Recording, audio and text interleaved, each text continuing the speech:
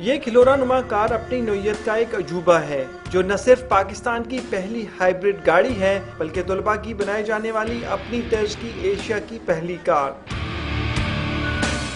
Colonel اخلاق خٹک کی قیادت میں EMA کالج کے 10 نوجوانوں نے قلیل وقت اور انتہائی محدود وسائل میں انجینئرنگ کی ڈگری کے آخری پروجیکٹ کے طور پر یہ گاڑی بنانے کا فیصلہ کیا۔ 2010 میں ہم پاکستان کی سب سے پہلی گیسولین ہائیبرڈ وہیکل بنا کر ملیشیا لے کے گئے پاکستان کو ریپرزینٹ کرنے، اور اس نے سارے کے سارے کوالیفائنگ راؤنڈز کلیئر کیے۔ یہ گاڑی وہاں پر 35 کلومیٹرز پر آور کی سپیڈ پہ چلی اور اس وقت اس کی کیپیبلٹی ہے 110 کلومیٹر پر لیٹر چلنے کی۔ یہ کار مکینیکل اور الیکٹریکل توانائیوں کو ملا کر پیٹرول کی انتہائی قلیل مقدار سے لمبے فاصلے طے کرنے کی صلاحیت رکھتی ہے۔ This is the first hybrid vehicle design in Pakistan. 160 kilogram وزنی اور 1.25 میٹر لمبی یہ کار ملیشیا میں اپنی خوبصورتی اور کارکردگی کی وجہ سے مرکز نگاہ تو بنی رہی، مگر واپس آنے کے بعد کراچی کی بندرگاہ پر تقریباً تباہ ہی ہو گئی۔ مگر جذبے جواں ہیں اور پروڈگی کا یہ برانڈ نسٹ میں ایک نظریے کی شکل اختیار کر چکا ہے۔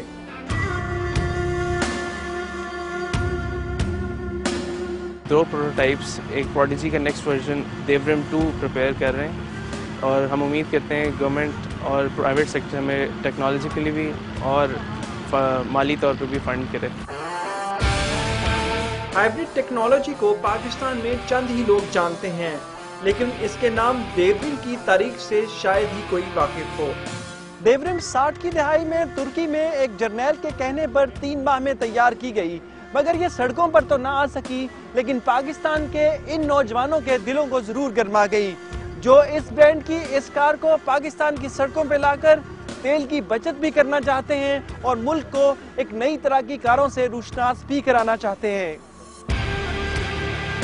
ترکی میں دیورم کے 2 پروٹوٹائپ بنائے گئے، مگر گاڑیاں بنانے والی غیر ملکی کمپنیوں کی لابی کی مضبوطی کی وجہ سے دیورم صنعتی بنیادوں پر تیار ہو کر ترکی کی سڑکوں پر نہ آ سکی۔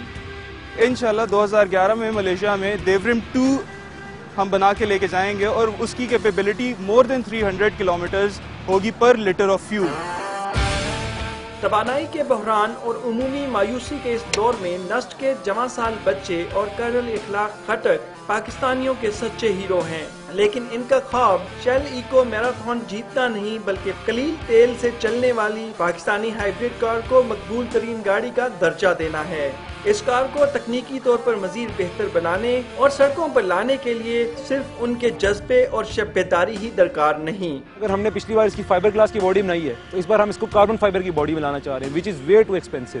اگر ہمیں کاربن فائبر کی باڈی لگانی ہے تو ہمیں کوئی فائنینشیل سپورٹ ہوگی تو ہم وہ کام کر سکتے ہیں۔ اسی طرح سپر کیپیسٹرز ہم امپروو کرنا چاہ رہے ہیں، موٹرز ہم تھریشولڈ وولٹیج بہت زیادہ لیتی ہیں، وہ امپروومنٹ چاہ رہے ہیں اس میں ہو جائے۔ پاکستان نہ صرف ہر سال لاکھوں پیٹرول اور گیس پر چلنے والی گاڑیاں درآمد کرتا ہے بلکہ اربوں ڈالر دوسرے ممالک سے پیٹرول خریدنے میں بھی خرچ کیے جاتے ہیں۔ آئندہ برسوں میں CNG کی متوقع کمی کے باعث دیورم 2 ایسی ہائیبرڈ کاریں بنانا پاکستان کی معیشت، وقار اور ماحول سب کے لیے فائدے کا سودا ہوگا۔ پروگرام آج کا عمران خان کے ساتھ کے لیے نوید احمد، کیمرامین شبیر احمد کے ہمراہ، جیو نیوز، راولپنڈی۔